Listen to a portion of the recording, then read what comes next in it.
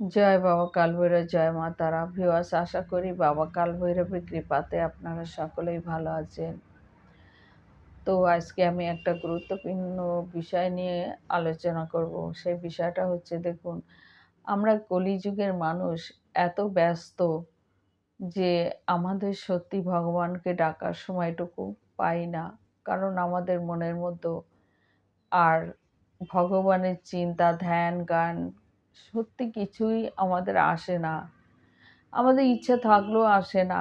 আমরা ভাবি যে আমরা এই করব, সেই করব, কিন্তু করতে পারি না।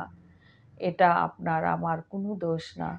এটা হচ্ছে আমাদের এই সময়ের দোষ, আমাদের এই বর্তমান যুগের দোষ।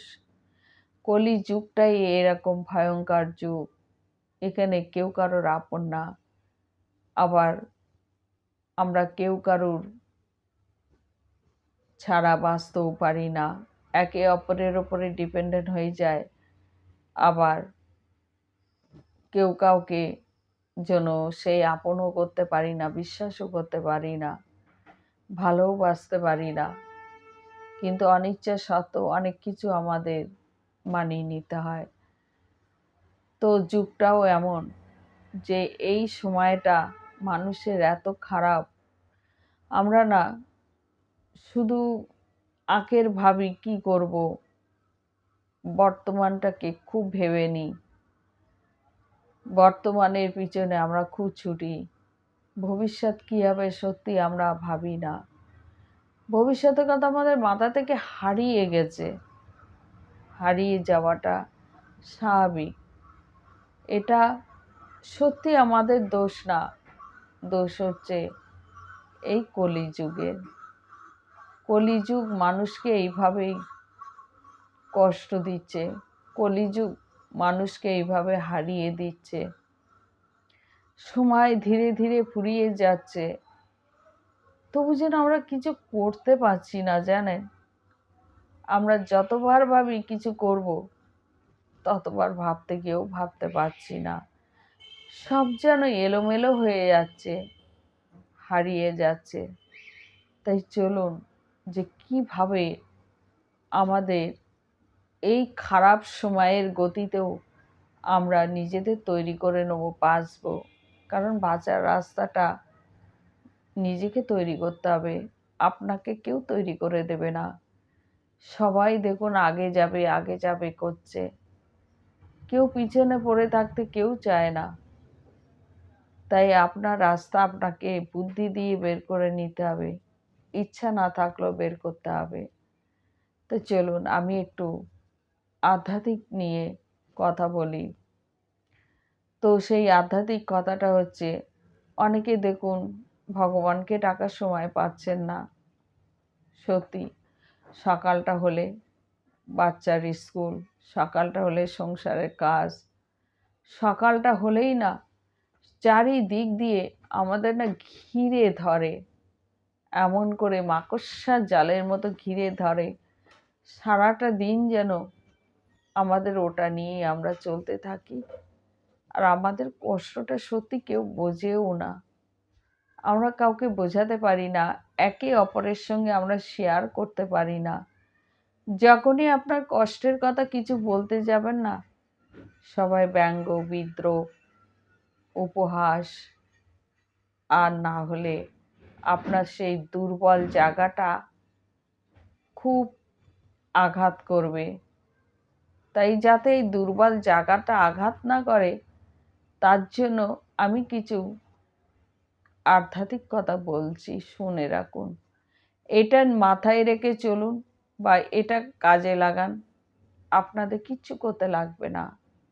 আমরা ঠাকুর দেবতায় এখন কেউ বিশ্বাসী না, বা ইচ্ছা থাকলেও আমরা কিছু করতে পারি না। তাই আপনারা শুধু বাসি বিছনাতে হোক বা যখন সময় হোক, শুধু আপনারা এক মন্ত্র জপ করে যান, গুরু গঙ্গা, গুরু গঙ্গা, গুরু গঙ্গা, গুরু গঙ্গা। রত্নাকর দস্যু কেমনভাবে জানেন? বাল্মীকি, মানে ঋষি বাল্মীকি হয়েছিলেন, কাব্য রচনা করেছিলেন। কারণ রত্নাকর দস্যু প্রথমে কিন্তু রাম নাম উচ্চারণ করতে পারেননি। রা রা রা রা মরা মরা করতে করতে রাম উচ্চারণ হয়েছিল। আমাদের অবস্থাটাও ঠিক তেমনি, এই কলিযুগে মানুষের।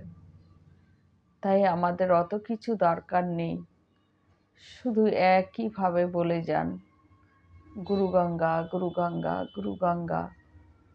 এই যে গুরু গঙ্গা গুরু গঙ্গা বলছেন কেন জানেন?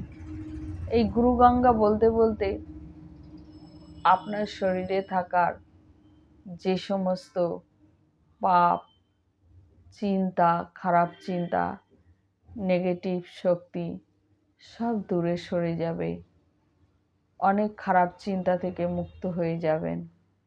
দেখবেন একটা মনের শান্তি পাবেন। তাই শুধু একই মন্ত্র জপ করে যান, শুতে বসতে খেতে।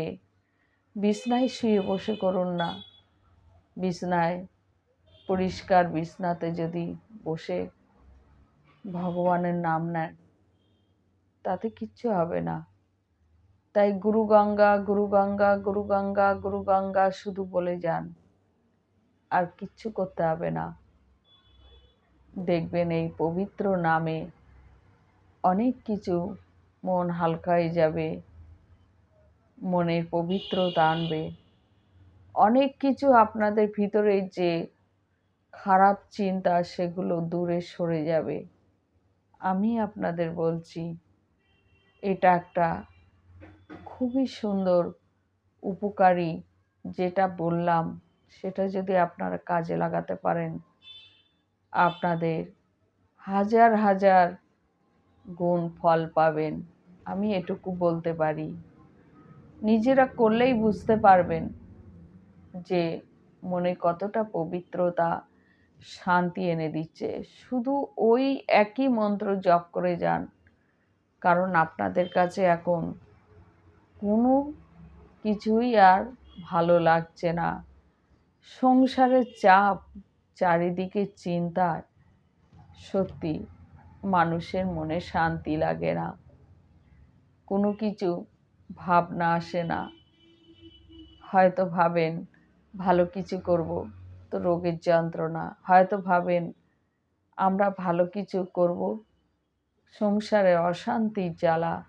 হয়তো ভাবেন আমরা একটু ভালো কিছু করব, সন্তানের জ্বালা।